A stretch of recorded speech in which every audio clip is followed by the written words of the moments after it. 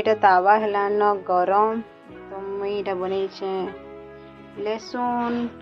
सुखा मिर्चा धनिया पतर और मेथी पतर और सुरसो तेल ये बनी छे सुरसो तेल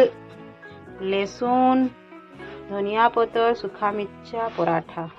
इटा आज बनवा तो एना करी कट कर देमा तापरे तेके फोल्ड करमा सिंगड़ा में तल और ये भलसे फोल्ड फोल्ड करी बेल मा अटा टिके करी चलो बेलो खाना तो बहुत कम बनासी यूट्यूब न देखी देखी सीखी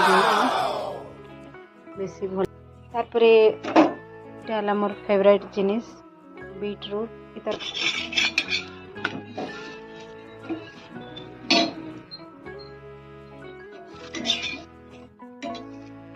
जय माता दी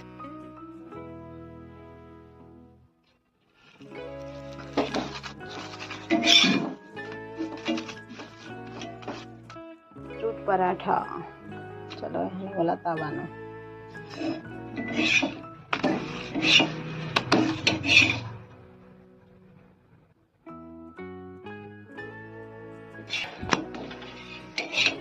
बीटरूट पराठा